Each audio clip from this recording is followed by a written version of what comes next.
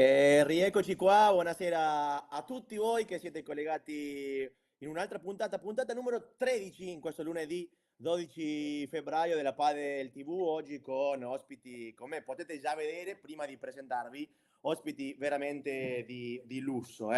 Ma come abbiamo già deciso di iniziare quest'anno 2024 con tutte queste novità che vi abbiamo presentate anche sui nostri social.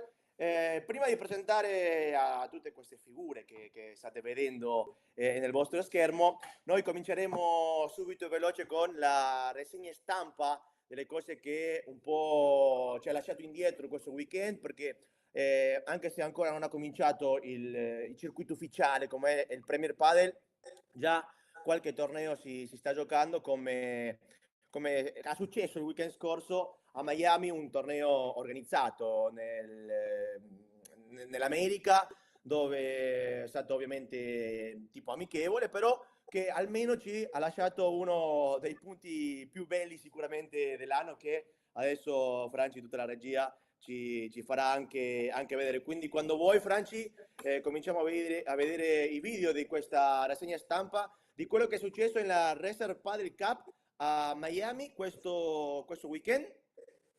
Lo presentiamo e cominciamo a vedere qualche immagine di questo, dove si sono sfidate due squadre, la squadra vincitrice che è stato il team Miami, e poi la squadra che è arrivata nella seconda posizione, che è stato il team Reserve, ma con i diversi integranti. Ovviamente il team Miami lo ha fatto con Cingotto, Maxi Sanchez, Alex Ruiz, Momo Gonzalez, Juan Tello, Juan Martín Díaz, anche Martin Di Nenno e Franco Stupasuk. Intanto il team Reserve sono scesi in campo John Sanz, Juan Lebron, Salo Rubio, Javi Garrido, Mike Zanguas, Coqui Nieto e Ale Galan, per questo torneino organizzato da gente che ama il padel e che voleva avere questi giocatori in campo, no? Lo abbiamo fra al video? Ecco. Oh!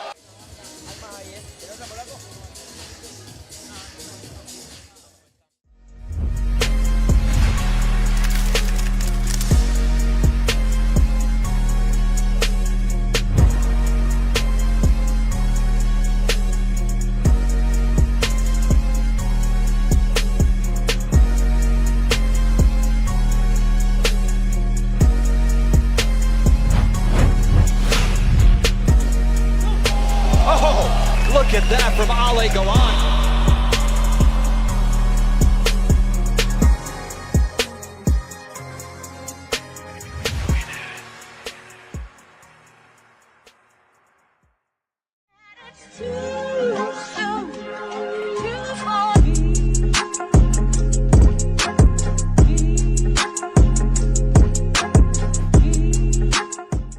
Let me take you to a place I know you wanna go. It's a good life.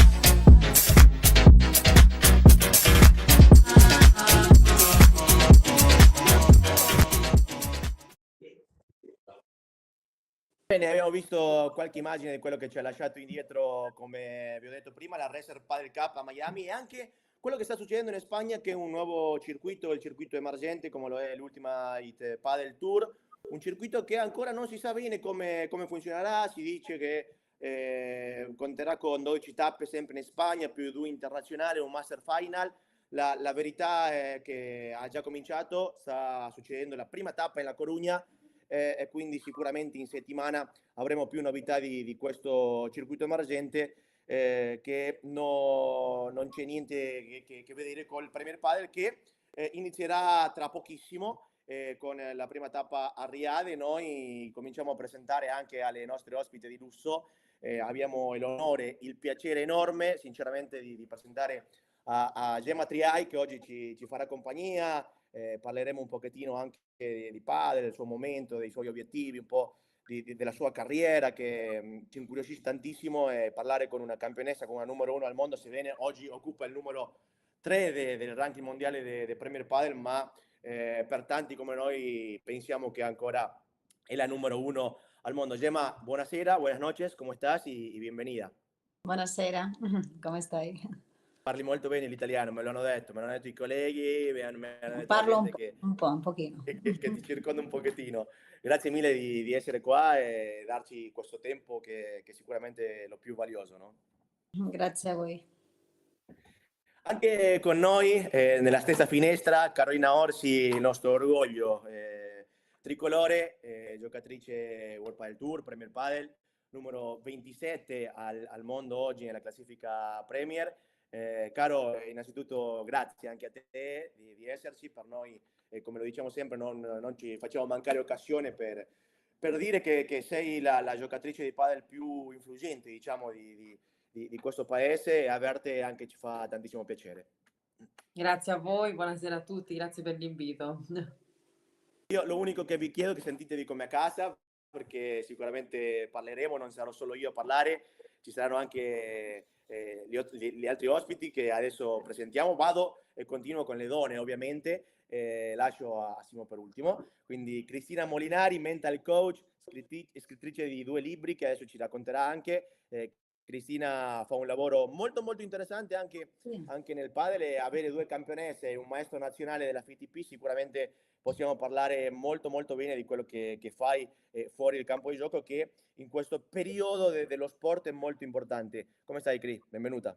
Molto bene, grazie. È un piacere per me essere qui. Buonasera a tutti e non vedo l'ora di fare questa bella chiacchierata. Beh, io vi tratto di Cri, di Caro, di Gemma, di Simo, perché sono fatto così, però se a qualcuno gli dà fastidio, potete dirmelo tranquillamente che parliamo per il nome, anche se volete per il cognome. Non credo sia il caso, però può essere, no? Grazie Cri. Simo, un amico della casa, collega anche, Simone Salernitano, maestro nazionale, FITP, un punto di riferimento in quello che è la Lombardia, fiduciario anche della FITP. Un lavoro interessante non solo in campo, se no anche online, con diversi corsi che ha messo in piattaforma, anche con altri colleghi. Quindi Simo, benvenuto, è anche un piacere averti e poter parlare di padel completamente. Grazie Emi e buonasera a tutti. Come stai, Simo? Tutto bene? Bene, dai, bene. Dopo Bene. tante ore di campo oggi, però come sempre. Infatti bene. te lo chiedevo per quello. Bene, io comincio un pochettino con una carrellata di domande, di risposte, potete interrompere, potete anche fare voi le domande, quindi non è nessun tipo di problema. Comincio per prima con Gemma. Gemma, chiederti, no, un pochettino qual è stata la tua più grande fonte di ispirazione per giocare a padel, e una volta che sei qua dentro, a chi magari hai guardato di più, no? Guarda, io giocavo a tennis, quindi non ho avuto l'ispirazione per il padel. Simplemente io volevo fare qualcosa di sport dopo lasciare il tennis, e quindi ¿cómo es aparecido? È nata, Aparece il assorta. padel. Sì, è apparso. Apparso il padel, quindi dopo è vero che per me le gemelle magari mi piacevano tanto, quindi magari loro hanno stato un referente quando ho cominciato. Prima in off di record ci hai detto che magari il tuo italiano non era molto buono, infatti tutto il contrario, cioè No, tutto il no, contrario, possiamo parlare ho tranquillamente in italiano. bisogno un possiamo pochino di parlare aiuta tranquillamente. con Caro, però. Caro, già che Gemma ha toccato un pochettino il tema del tennis, anche tu sei nata come giocatrice di tennis, oggi trovarti nella posizione numero 27 del ranking mondiale, essere stata campionessa con la maglia azzurra, rappresentare tante giocatrici italiane, cosa vuol dire? Cosa significa per te questo traguardo? E che sicuramente sarà un traguardo che potrai lasciare anche sulla spalla per continuare ad andare su, no? Ma io sono solo che orgogliosa e felice, magari non ci avevo pensato così, come mi hai fatto tu la domanda, non ci avevo pensato, però no, sono contenta nel senso di essere comunque una persona a cui magari le ragazze, i primi futuri padellisti, no, si possano ispirare, guardando me, guardando anche le altre ragazze, no, che sono anche con me in nazionale. È bellissimo, nel senso io sempre cerco di dare il meglio di me, appunto, affinché soprattutto i giovani che a quest'oggi secondo me mancano un po', perché ci vuole un po' di tempo, ci vuole il tempo necessario per farli crescere. So che c'è una buona nazionale, però alla fine ancora manca un po' di tempo e ripeto, io sono contentissima di essere qui, di svolgere il lavoro che sto facendo e se è una cosa positiva per i giovani, ben venga. Ma Caro, quanto, tu ti sei trasferita... Dimmi, Gemma. quanto parla, Carol? Ah, non lo so, quello magari lo sai tu, più di noi. Io è la prima volta che Io? sto parlando con Caro, quindi sono anche Vabbè, Incredibile. contento. ma perché la Cioè, domanda è Sì, generica, sì, nel sì. senso quindi posso spaziare un po' da tutte le parti. tutto quello che volete. Perfetto. Tutto quello che volete. Gemma, mi hai fatto dimenticare l'altra domanda perché Ecco. sono anche un po' teso, cioè avere Gemma Triai e Carolina Orsi di fronte a noi, penso che anche per Simo e per Cristina non è di tutti i giorni, quindi ragazzi cioè Cri, Simo, partecipate anche Assolutamente. voi, cioè potete anche chiedere tante cose, no? Intanto mi sono ricordato, Caro, ti sei trasferita in Spagna da quanto tempo? Perché hai deciso di farlo e come ti trovi? Quali sono le differenze che oggi, cioè, trovi con l'Italia, no? Detta da te. Bella domanda. Sì, io sono qui, ho deciso di spostarmi per allenarmi a Madrid perché ad oggi, dal 2021 che mi alleno qui e beh, alla fine le differenze sono abbastanza ovvie, almeno al momento. Ripeto, come ho detto prima, è una questione di tempo. Noi in Italia abbiamo, secondo me, delle bellissime strutture, non manca assolutamente niente a livello proprio di strutture di campi, cioè a parte la crescita esponenziale che stiamo avendo, però manca appunto mancano i maestri, manca l'esperienza e che quella te la dà il tempo, ovviamente. Mancano ancora le strutture, l'organizzazione delle strutture, la metodologia che ovviamente qui in Spagna non c'è. Io tante volte parlo anche con anche altre piccole giocatrici. Manca quando si vengono ad allenare qua, che fanno degli allenamenti qua, manca l'intensità, manca il ritmo, ma perché? Perché magari lo sparring, diciamo così, con il quale ti alleni, magari appunto non gioca 2 colpi perché viene dal tennis, 2 colpi poi la tira fuori. Quindi lì manca l'intensità, manca tutto e anche il maestro Manca comunque capire che un po' il il gioco, gioco. certo, manca capire il gioco, la mentalità. È chiaro che lì il maestro, se tu fai così, qui almeno in Spagna, almeno dove siamo noi, cioè ti dice subito no, metti 3, 10, 15 palle dentro e poi magari questa te la giochi, Esatto. no? Nel senso, ci vuole anche un po' di questo pugno di ferro, che non è in realtà un pugno di ferro, ma è semplicemente una metodologia, no? E che ovviamente in Spagna c'è da tantissimo tempo. Cioè io sono arrivata che non è che lo sapevano già, c'erano queste persone che lo sanno già anche fin da piccoli, no? Già ti insegnano questa cosa, ma come a tennis, come in tutti gli sport, no?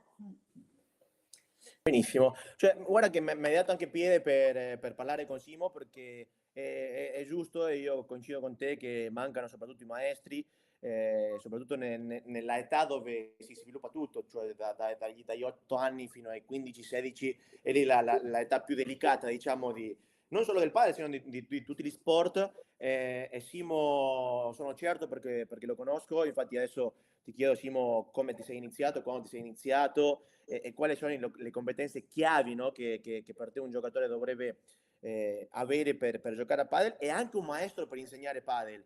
Simo, sei maestro nazionale, so tutto il percorso che stai facendo e oggi sei un punto di riferimento a Milano e soprattutto anche con le donne, cioè ti vedo lavorare tantissimo con le donne, hai un gruppo molto importante, molto bello di donne che si stanno approcciando a questo sport e questo sicuramente non è, cioè è molto bello anche per te, no? Sì, sì, assolutamente. Diciamo che io ho iniziato con il padel, 8 anni fa circa, quindi comunque per l'Italia abbastanza presto. Ho fatto anch'io la mia esperienza in Spagna, a Barcellona. Tra l'altro quando io ero a Barcellona c'era anche Gemma che si allenava con Marcela Ferrari.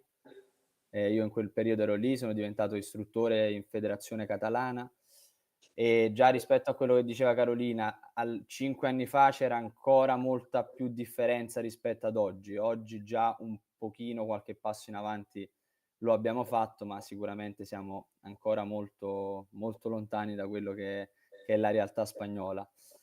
Diciamo che la cosa fondamentale per me, appunto, mi accodo al discorso che facevate, è quello di la formazione soprattutto dei maestri, nel senso che ad oggi di figure competenti sono poche, però chiaramente questo è un processo che va a migliorarsi con il tempo, quindi più andiamo avanti, più i maestri hanno voglia di migliorare, di crescere e di diventare appunto al pari di quello che è la Spagna o di quello che è anche il tennis in Italia.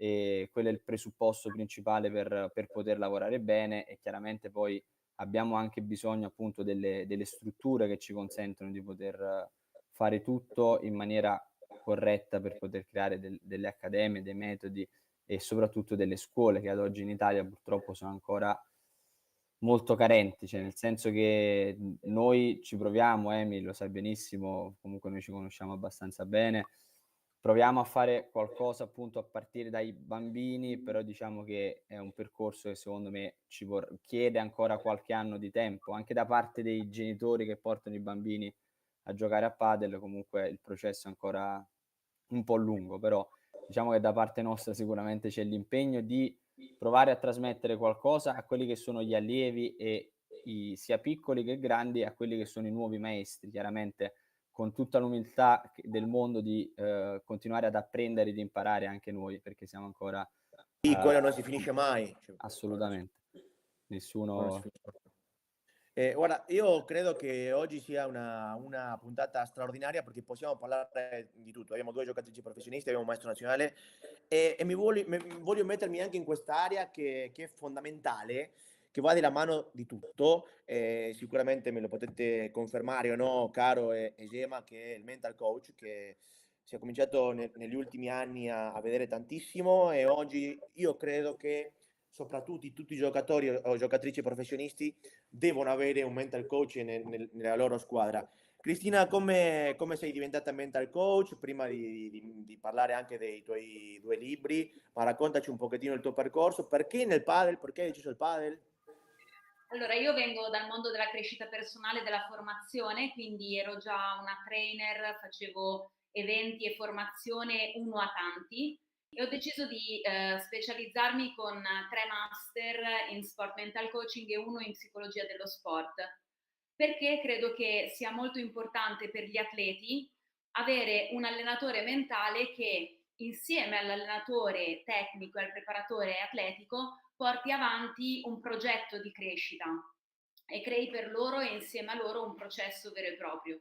Ho scelto di verticalizzare il mio messaggio sul padel perché nel mio piccolo a livello super amatoriale anche io gioco a padel, mi sono appassionata tantissimo a questo sport perché credo che sia uno sport che riflette esattamente le dinamiche che incontriamo nella nostra vita, accelerate ai 100 all'ora. Quindi il primo libro che io ho scritto, che è Padel metafora di vita, si basa su un presupposto, che quello che io agisco in campo è lo stesso che agisco nella vita. Però in campo tutto è accelerato, c'è la pressione della gara, il desiderio di vincere, il desiderio di dimostrare anche il proprio valore e quindi tutto avviene più velocemente, per cui lavorare su quelle dinamiche in campo mi permette di migliorare la mia performance sportiva, ma anche di portarmi lo stesso miglioramento fuori dal campo nella vita di tutti i giorni. Impeccabile. Uno quando parla di mental coach o sente parlare di mental coach o del psicologo, dello sport, uno sempre associa ai momenti più difficili, no? Quindi Gemma e Caro, come avete affrontato, come affrontate i vostri problemi più difficili dentro il campo di gioco? E mi potete dire sì o no, lavorate con un mental coach, con una mental coach? come la relazione che avete con il mental coach e con la situazione dei momenti più difficili in campo che non è che solo sono spesso, sino che trascorrono molto, molto insieme, no? Guarda, io penso che sì, che è imprescindibile avere una mental coach, psicologo, ehm, per questo, no? Per intentare, come si deve intentare? E nel padel soprattutto perché alla fine del tennis stai tu solo e è difficile da gestire le emozioni, tutto, però qui anche devi parlare, comunicarti con il tuo compagno, che questo è ancora più difficile.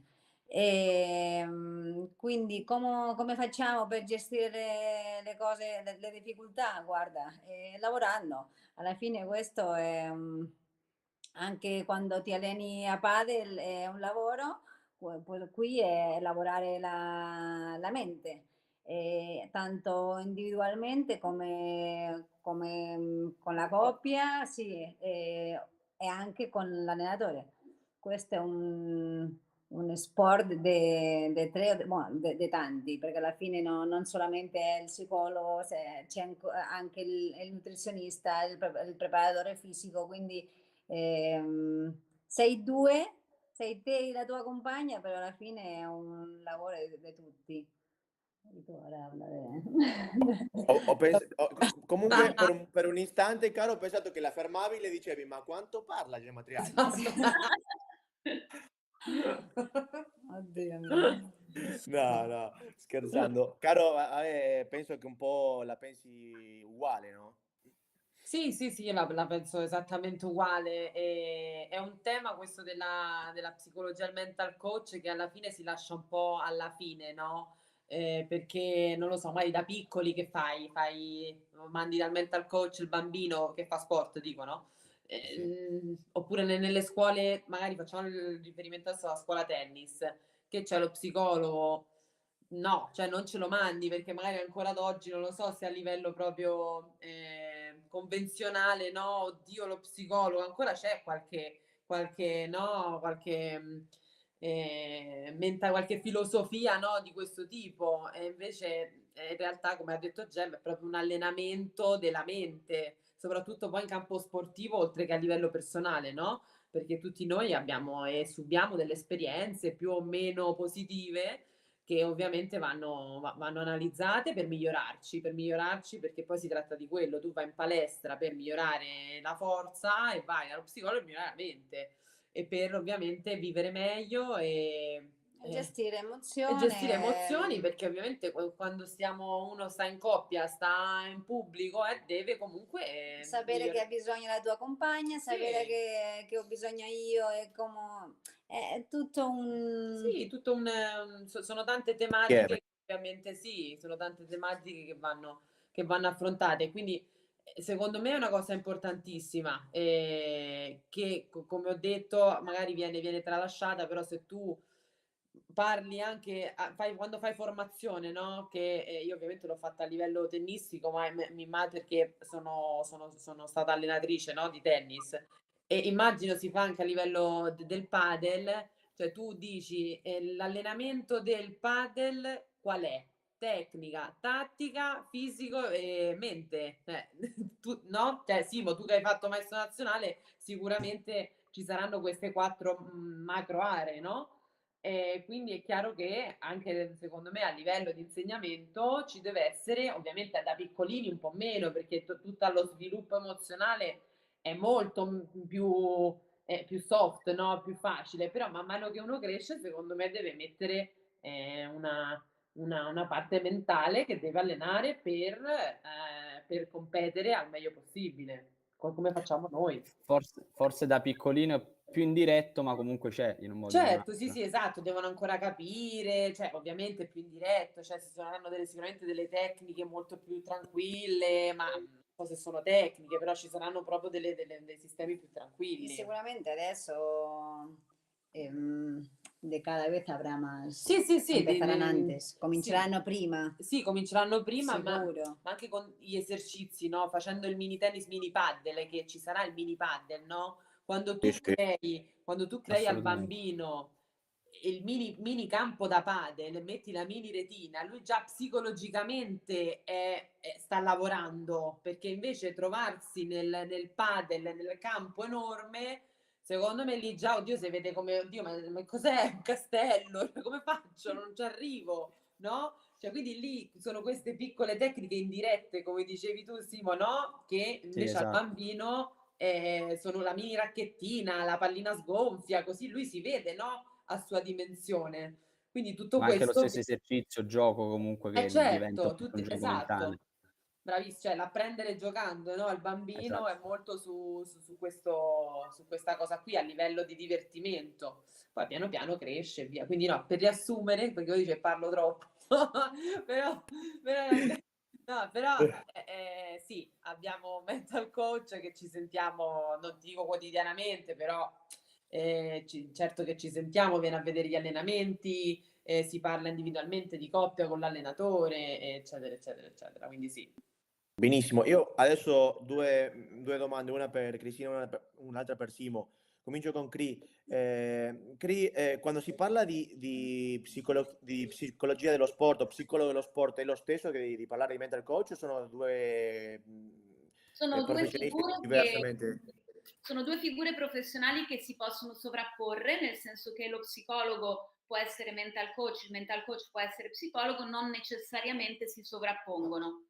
Un esempio che io faccio sempre è questo, è come andare a comprare la pizza in pizzeria dal pizzaiolo o andarla a comprare in panetteria dal panettiere. Tutti e due fanno la pizza e possono fare la pizza, ma fanno due lavori diversi, nel senso che lo psicologo ha come focus la risoluzione di problematiche e il lavoro sulla performance. Il mental coach ha come focus l'esplosione del potenziale e il miglioramento della performance. Quindi il miglioramento della performance è in comune. Il mental coach lavora più sul potenziale, lo psicologo più sulle risoluzioni. Ok. Alcuni sono sia psicologi che mental coach. Perfetto. Simo, ma invece a te quando ti tocca gestire una panchina con giocatori o giocatrici, ma come fai a capire questi momenti e come coach in quel momento come fai a gestirlo? Ma io credo che comunque di base ci debba essere un rapporto umano innanzitutto con il tuo atleta e quindi comunque una cosa abbastanza soggettiva, quindi bisogna essere bravi a gestire i momenti a seconda della persona che hai davanti, no, perché comunque, cambia di persona in persona, ognuno può essere preso, sai come dover prendere il tuo atleta, no, quindi credo sia abbastanza soggettivo e devi sapere quando è il momento di dire qualcosa di tecnico, quando è il momento di dire qualcosa di più mentale e psicologico che possa aiutarlo a comunque andare avanti durante il momento delicato della partita, no?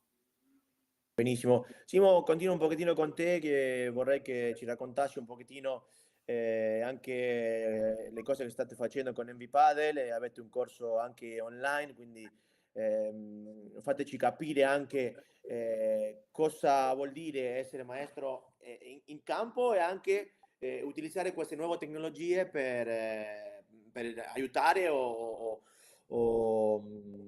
mettere insieme qualcosa, no? Certo, diciamo sì, l'obiettivo è quello proprio di aiutare soprattutto gli amatori, però in parte anche alla fine è diretto anche a degli istruttori che comunque seguono per poter imparare.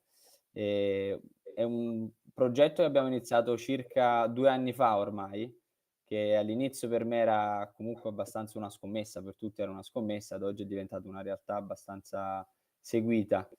Infatti l'anno scorso, un annetto fa, abbiamo lanciato il primo videocorso, che è un videocorso basato prettamente sulla tattica, quindi sono circa 50 lezioni di tattica specifica, tutte le situazioni di gioco, appunto a livello chiaramente amatoriale, quello che può essere utile per un amatore, e quest'anno ne abbiamo fatto qualche mese fa un altro incentrato solo sulla difesa, quindi tutto ciò che riguarda la difesa a livello amatoriale. Quindi andiamo ad analizzare sia per quanto riguarda la teoria, ma sia anche per quanto riguarda appunto la pratica, facciamo vedere delle azioni pratiche in campo e anche alcune azioni tattiche con la lavagnetta, dove spiego, secondo quello che è la mia esperienza e quello che è il mio metodo, cosa dovrebbe fare un amatore per affrontare determinate situazioni di gioco. Quindi Intanto anche noi abbiamo il video di presentazione, così facciamo vedere cosa fate e che state facendo con MV Padel. Andiamo. Sono Simone Salernitano, maestro nazionale FITP e istruttore per la Federazione Catalana di Padel. In questo video ti spiegherò brevemente che cos'è Difesa Pro, per chi è e che contenuti troverai all'interno dell'area membri. Difesa Pro è il nuovo corso della MVP Academy che ti insegna come nel padel la difesa è il migliore attacco, in maniera pratica e funzionale al tuo padel. All'interno di Difesa Pro troverai moltissime nozioni tecniche e tattiche che ti permetteranno di migliorare il tuo gioco. Abbiamo realizzato il tutto simulando vere azioni in campo che ti permetteranno di capire come gestire ogni situazione di gioco. Difesa Pro è composto da 50 video lezioni e analizzeremo nello specifico difesa della doppia parete sia per il giocatore di destra che per il giocatore di sinistra, come uscire da una situazione di molta pressione analizzando situazioni di gioco reali, come passare dalla difesa all'attacco, il colpo più importante del padel, il pallonetto, tecnica e scelte specifiche, risposta al servizio, come e dove rispondere. Ci vediamo all'interno di Difesa Pro.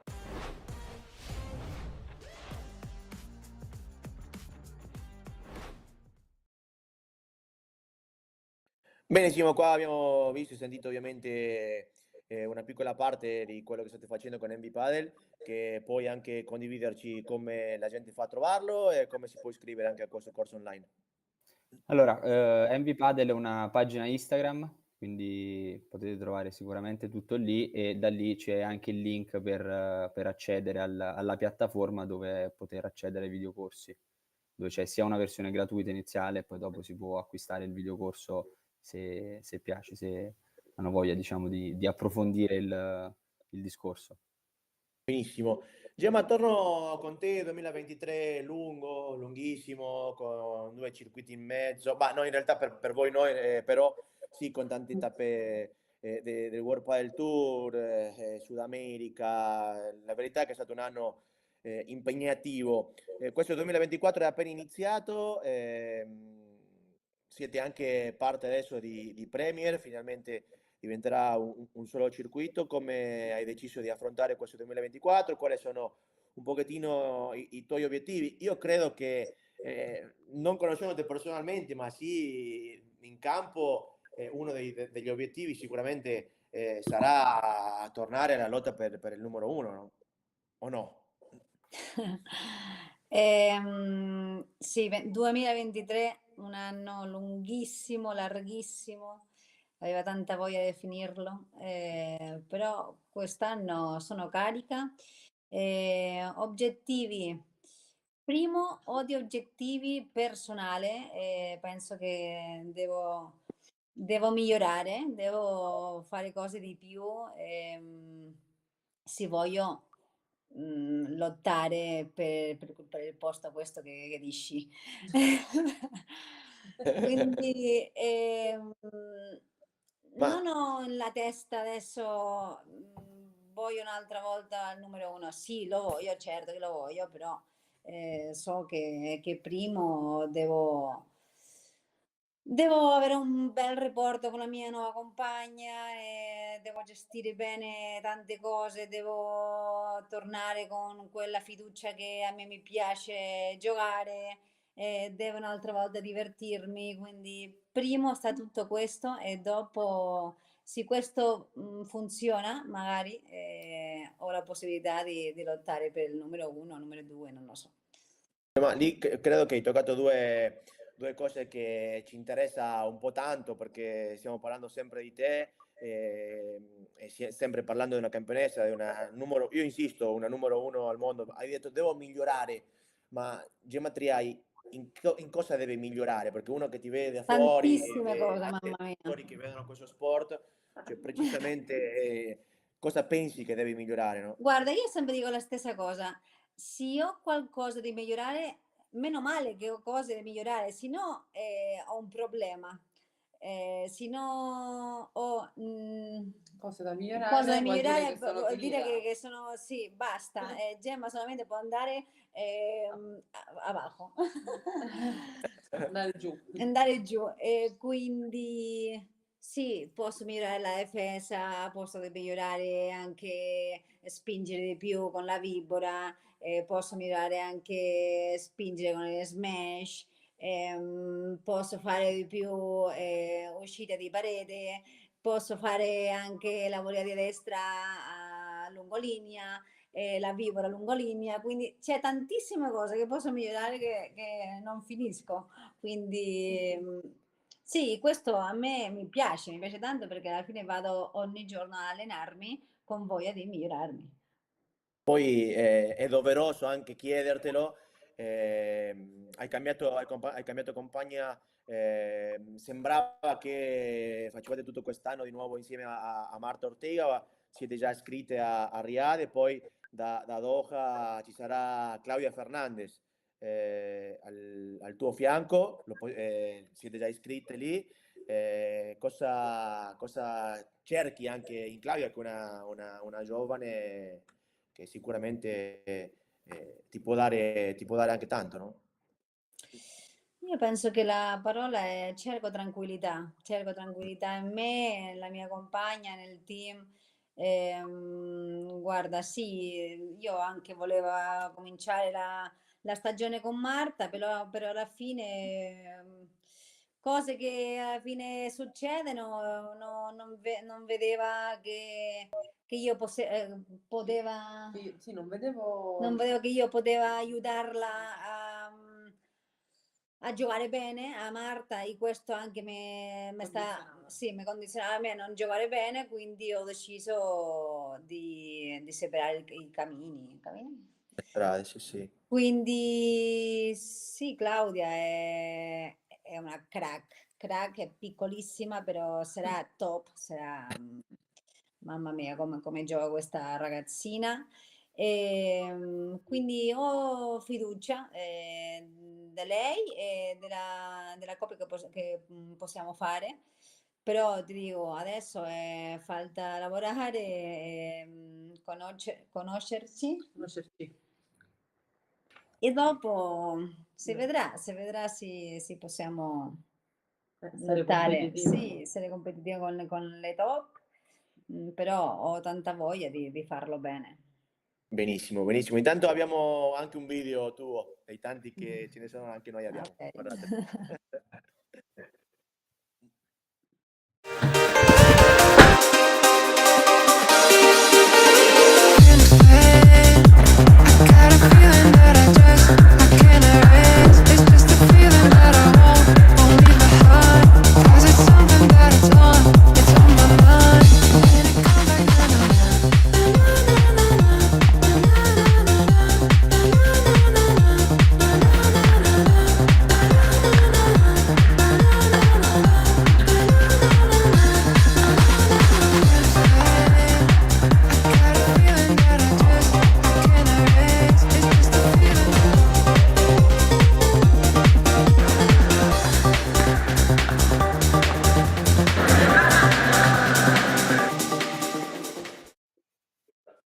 Bene, un po' di te allenando un treno lì che va in avanti, quindi ti abbiamo visto anche un pochettino allenare nella Padel TV. Caro, invece per te il tuo 2024 ti troverà insieme a Marina Lobo, partite come coppia numero 14, almeno in Doha e anche in Riyadh, se non sbaglio.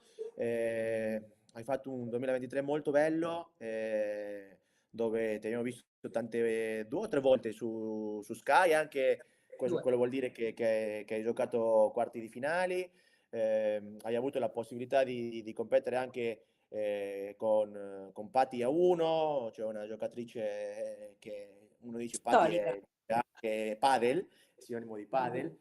Quindi penso che anche questo per te è stato importante, sicuramente ti ha portato maturità in questo sport. Il 2024 come lo affronterai? Ma io No, spero di affrontarlo come il 2023, nel senso che sì, come hai detto tu, è stato un anno positivo, ho raggiunto tanti traguardi e obiettivamente mi sono divertita perché alla fine ho lavorato questi 2-3 anni per arrivare un po' a questi traguardi, no? E quindi sono super contenta e soprattutto l'esperienza con Patti sì che mi ha dato tanto, sia a livello di gioco che a livello di come compagna e come padel in generale. È stata un'ottima maestra, peccato che sia stato per poco tempo. Però, però vabbè, ci prendiamo il positivo anche del poco tempo. Ehm, e il 2024 niente, anche io ho una ragazza giovincella, quindi m'ha copiato, vabbè, me doveva copiare perché alla fine è andata così. Quindi puntiamo sulle giovani. Marina è una giocatrice piccola, 20 anni, ed è veramente molto molto brava, si è spostata a sinistra e secondo me ha fatto bene perché ha degli ottimi colpi, cioè ha una velocità pazzesca, cioè tira fortissimo. Poi che manca, c'è ancora un po' dell'incoscienza del giovane, e questo sì, però secondo me maturerà tantissimo col passare degli anni, speriamo quest'anno sicuramente, Jaume, però sì, sì, no, siamo super positive, stiamo facendo tutta la preparazione insieme, che questo non l'avevo mai fatto da quando ho iniziato a giocare praticamente, e devo dire che è una cosa super positiva allenarsi tutti i giorni con la compagna. E niente, quindi speriamo di replicare e di far meglio del 2023. Benissimo, anche abbiamo preparato un video per te, Caro. Guardiamolo e poi andiamo anche a parlare con Cristina e Simone.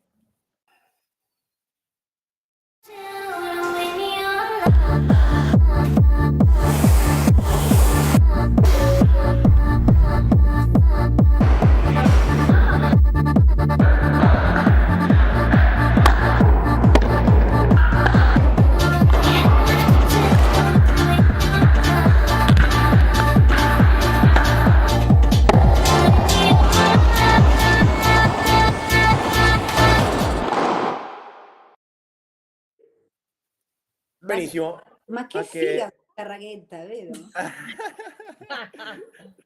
Gli piace un po' vedersi, no? No, a me piace la racchetta, capito? La racchetta che è la sua. Va bene, Sì, benissimo. no, bella. Comprate la racchetta di Gemma.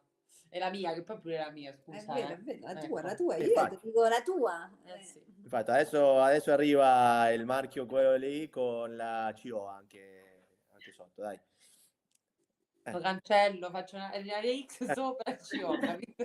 Che devono vendere quelle con la X e ci ho. Capito? Vabbè, va bene uguale. Beh, intanto tantissime persone collegate, io me ne stavo perdendo. Ale Budel, che puntata ragazzi, top. Anche la nostra collega Martina Caimi, puntata super ricca, vi guarda del tapirulano. Ah, ok, bene. Sta facendo esercizio e ci guarda, poi grandi ospiti, Ale Budel, Marchetto, Gemma, che consiglio puoi dare alle giovani padeliste per arrivare lontano, oltre all'allenamento continuo, che poi me lo risponderai, Gemma, anche a questo. Ma intanto voglio andare con Cristina. Cri, raccontaci un pochettino, perché i nomi sempre colpa del compagno, padel metafora di vita, in questi due libri che hai deciso di scrivere e di regalarci, no? Per leggere. Allora, è sempre colpa del compagno, è il mio ultimo libro e nasce in realtà da un episodio anche buffo, perché quando ho scritto il mio primo libro l'ho regalato a un ex calciatore che lo ha aperto e mi ha detto: oh, ma qui c'è un errore. Quindi io ho avuto un momento di sudori, ho detto oddio cosa... perché era un pezzo del libro in cui io parlavo del prendersi la responsabilità e lui mi diceva no, perché al padel è sempre colpa del compagno, quindi il titolo è nato da questo. E in questo libro parlo nello specifico dell'importanza di come noi parliamo a noi stessi e al nostro compagno, perché le parole che noi scegliamo per dipingere la situazione che stiamo vivendo in campo, bella o brutta, fanno sì che noi proviamo delle sensazioni, e queste sensazioni, se sono produttive, ci aiutano a giocare meglio, se sono improduttive, normalmente ci ostacolano. E in questo modo noi possiamo trasformare la nostra mente nel migliore alleato, scegliendo le parole migliori, oppure nel nostro peggior nemico. E quello è un problema, perché quando la nostra mente diventa un nostro nemico, noi non dobbiamo competere solo con le persone che sono al di là della rete, ma giochiamo una partita contro noi stessi, e quella partita non la possiamo vincere in nessun modo. Quindi è molto importante saper riconoscere il nostro dialogo interno e imparare a gestirlo e a migliorarlo sempre di più, considerando che si tratta di un allenamento. Quindi il punto non è cambio tutto e lo faccio subito. Il punto è allenarsi esattamente come alleno i colpi, esattamente come alleno il corpo, per utilizzare un dialogo con noi stessi sempre più produttivo, sempre più utile al nostro scopo. Apparentemente dire devo vincere, voglio vincere, non devo perdere, non voglio perdere, è la stessa cosa.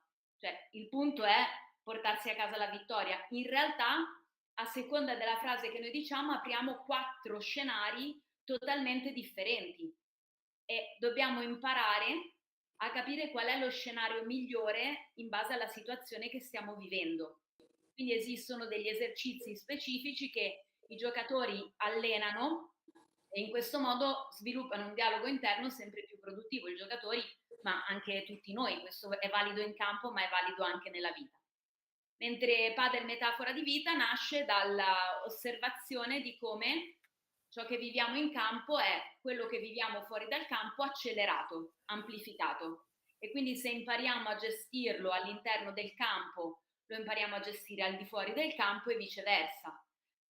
Il punto è che nel campo è più immediato lavorarci, perché le dinamiche del gioco e della competizione fanno sì che abbassiamo le nostre sovrastrutture mentali, ci dimentichiamo che ci hanno insegnato che delle cose sono giuste, delle cose sono sbagliate, che non si urla, che non si sbatte la racchetta. In quel momento esprimiamo esattamente quello che ci passa dentro, e quindi con un bravo allenatore, con un bravo mental coach, con il nostro staff possiamo lavorare su queste dinamiche e poi portarcele anche nella vita di tutti i giorni. Ma quali sono i principali errori che tu vedi spesso nei giocatori di padel dal punto di vista mentale, e anche come affronti queste situazioni? Beh, il primo errore, diciamo l'errore quello più caldo, più sentito, è il fatto di non tollerare gli errori.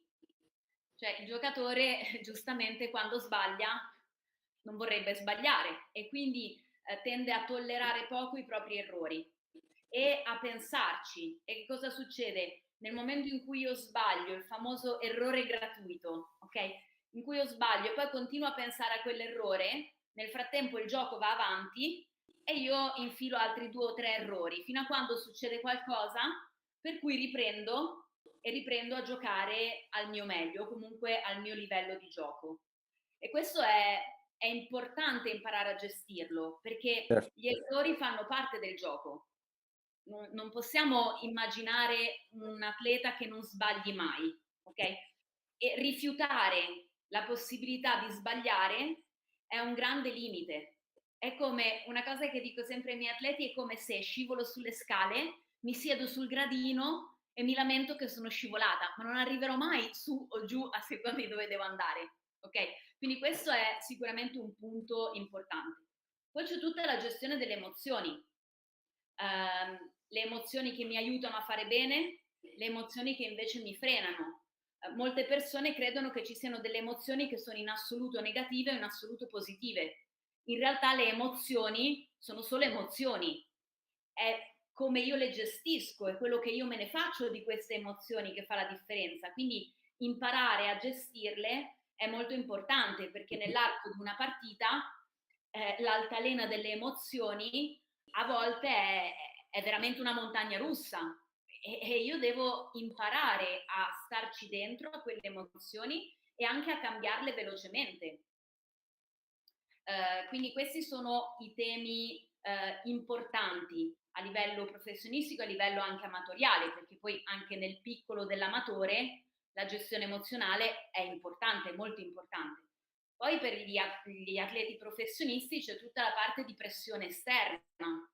Gioco, c'è un pubblico, c'è la telecronaca, ci sono i giornalisti. A noi sembra banale, però il giorno dopo c'è l'articolo sulla partita che ho giocato. Cosa dice quell'articolo? E io come gestisco il fatto che in quell'articolo appaio in un certo modo o in un altro modo? E queste sono cose che apparentemente sono fuori dal campo, però per un atleta è importante relazionarsi con l'opinione pubblica, non farsi magari condizionare troppo dall'opinione pubblica. È importante imparare a gestire il rapporto col compagno e con lo staff, quindi questi sono tutti piccoli tasselli del puzzle che vanno a comporre alla fine la performance. E il mio lavoro è affascinante perché noi lavoriamo sul miglioramento della performance, ma ogni atleta è prima di tutto una persona. E quindi uno degli aspetti su cui io lavoro sempre tanto e che prima ha nominato anche Gemma è il divertimento. Gli atleti devono divertirsi per performare al loro meglio.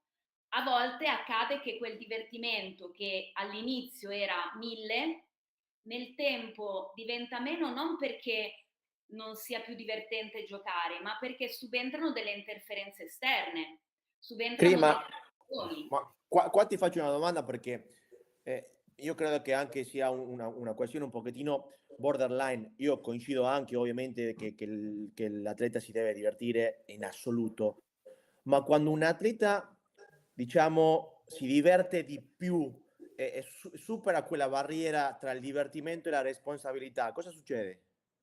E quello non è più divertimento, quello è un eccesso di leggerezza Come si oppure gestisce? è sempre parte della gestione emozionale, perché quell'eccesso è un eccesso di emozioni non gestite. A volte l'atleta attraversa un periodo molto positivo in assoluto, quindi vince parecchio, sta giocando bene, sta performando bene, magari arrivano sponsor più importanti, arrivano interviste, una serie di segnali che dicono è tutto ok.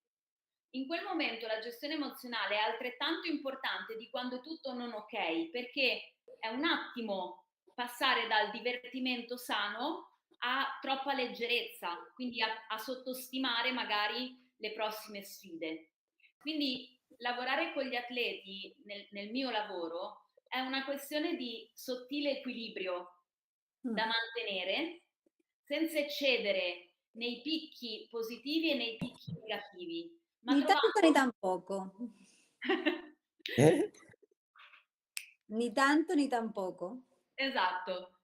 Quindi trovando un equilibrio con uno standard che permetta all'atleta di divertirsi, di stare bene e anche di performare al suo meglio. Perfetto, benissimo. Simo, passo con te, cioè ci sono sfuggiti 52 minuti di puntate in un attimo, vediamo se riusciamo ad avere qualche minutino in più perché voglio farle anche altre due domande a Caro e a Gemma, ma Simo...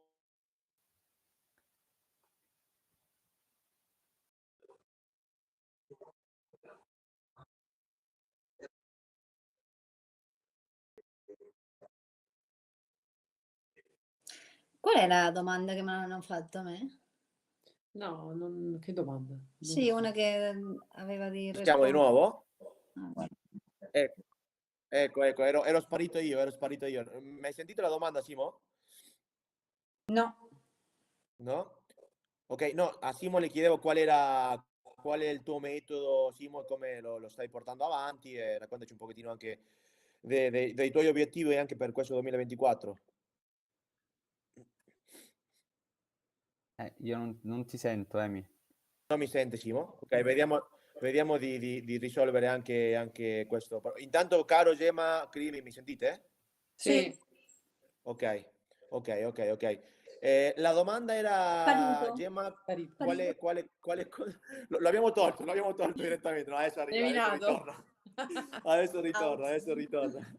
quale consiglio daresti alle piccole giocatrici che vogliono diventare o che vorrebbero diventare professioniste di padel, oltre all'allenamento? La prima cosa, sempre dico la stessa cosa, è divertirci. Per me è tanto importante divertirsi e dopo hacer caso all'allenatore. Ascoltare l'allenatore. Ascoltare l'allenatore, non tanto ai suoi, magari quando stai lì giocando, lavorando, come Sì? chi manda, Chi comanda? sì, chi comanda in quel momento è l'allenatore, quindi questo è importante che è complicato ogni Cioè, tanto. credo quello che vuole dire secondo me è rispettare i ruoli. Cioè, Sì, se nel campo da padel c'è il maestro, capito? C'è certo. l'allenatore.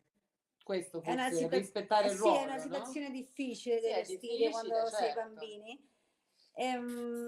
E dopo, guarda, sempre studiare, questo sì, però dopo gli piace tanto lo sport che intenta lottare per i suoi sogni e alla fine tutto è possibile, quindi io li dico a tutti che si piace il padel avanti, divertirci e hacer caso.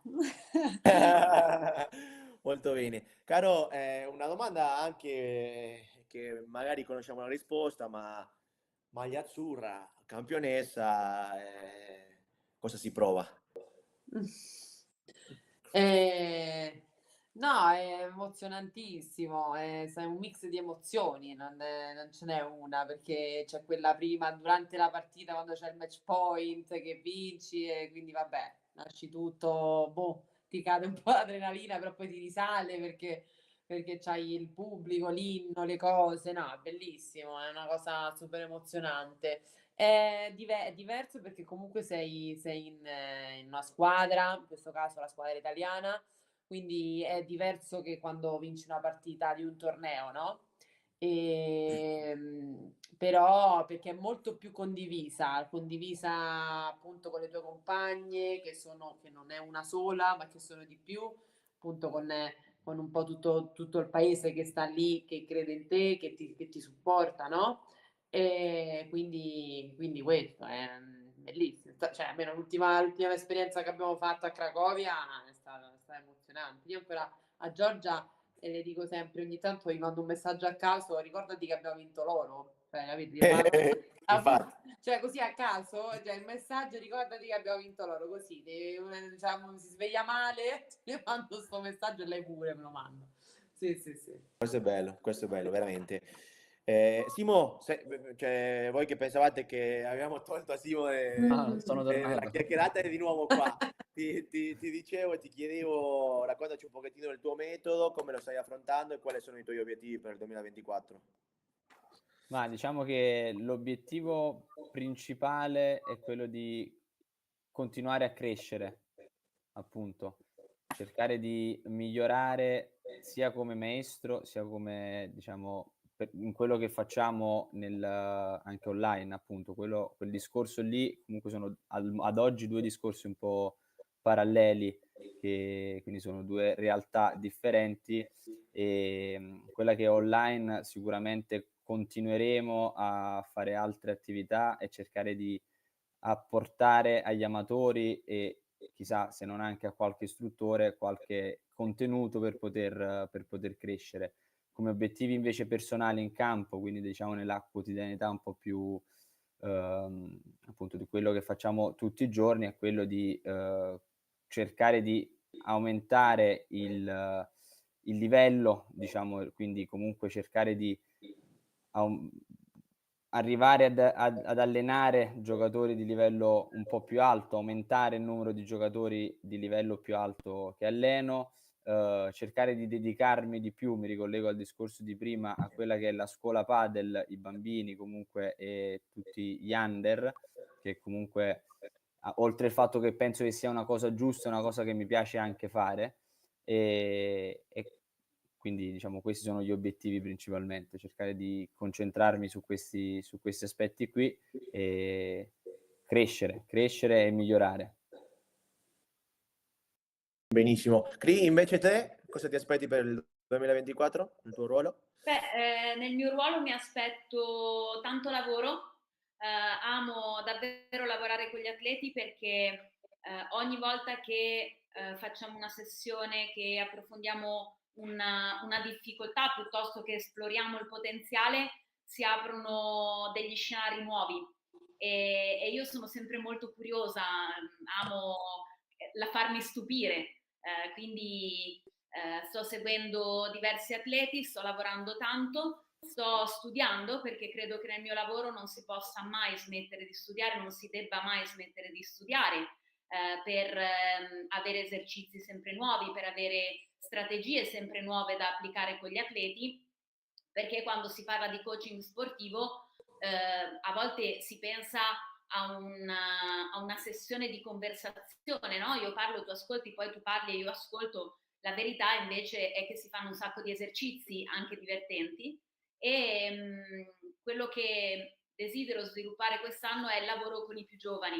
Sto lavorando con diversi atleti molto giovani, sono felice di questo perché prima parlavamo dei bambini, no? Delle scuole per i bambini, e quando si parla di allenamento mentale i bambini sono molto più veloci ad applicare rispetto a noi adulti perché hanno meno filtri, hanno meno esperienze e sono abituati ad apprendere continuativamente. Quindi quando si fanno gli esercizi con i bambini sempre sotto forma di gioco con loro, è molto bello vedere la rapidità con cui applicano e con cui si portano tutto quello che hanno esercitato sull'allenamento mentale poi nella prima partita con l'entusiasmo di vedere che cosa succede. Quindi vorrei quest'anno sviluppare in modo particolare il lavoro con i più giovani. Benissimo. Invece Gemma, abbiamo aperto con te questa serata, questa chiacchierata e sinceramente ti volevo fare una domanda molto, molto, molto personale, senza entrare ovviamente nella polemica nemmeno, ma io continuo a credere innanzitutto che sei la mia giocatrice preferita, ma mi costa vedere anche che non sei nel numero uno, perché sono cresciuto con te come numero uno, quindi mi è anche strano e c'è una cosa interna che dico, cioè, oggi la 3, però è anche la 1 in diversi motivi. Dalla separazione con Alejandra Salazar, che io mi chiedo ancora, no? Non vi vedete mai più insieme? C'è qualche possibilità di un ritorno? Cioè, senza entrare Non in lo so, polemica, non lo so. però è una cosa molto personale perché quando hai detto che non giocavi più con Martita, dico, magari torna e tornano con un obiettivo personale di tornare al numero uno, no? C'è anche una fantasia mia, no? Guarda, mai di mai, no? Mai dire mai. Mai dire mai, però non lo so, questo momento adesso no, magari, non lo so, è una domanda difficile che alla fine l'anno scorso io ho deciso di fare Cambio. il cambio per diversi motivi, però ci sta, è stata una epoca con Alejandra incredibile e magari non lo so se si può ripetere questo con un'altra giocatrice, però è stato bellissimo e ti dico, magari qualche giorno, non lo so, però per il momento ti dico no. Grazie mille per la risposta sincera. Tria Iorsi? Sono qui. Tria Iorsi Qui è sì. su Italia, e l'Italia Italia. nella Niene magari sì. Ah, sì, Ariene sì, va bene, ok. Dopo Ok. Premier Padel, per il momento diciamo di no. Vuole quelle più piccole, basta. Ah, ok. Chiaro, Ma anche chiaro. tu però, anche tu l'hai scelta piccola. Non ho chance, Ok. anche volendo non ho chance. Va bene. Mai dire mai. Ok, bene. Allora qualche finestrina lì, qualche raggio di sole Aperto. Aperta. Va bene. Gemma, Caro, Cri, Simo, grazie mille per il vostro tempo. Come dico sempre, il tempo che abbiamo è lo più valioso e averci qua oggi con noi è stato bellissimo. Grazie. Grazie a voi, un piacere. Grazie a Gra- voi.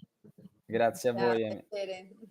Prima di andare via, Fra, tutto tuo, i contatti che abbiamo ovviamente anche con la Padel Tennis Expo.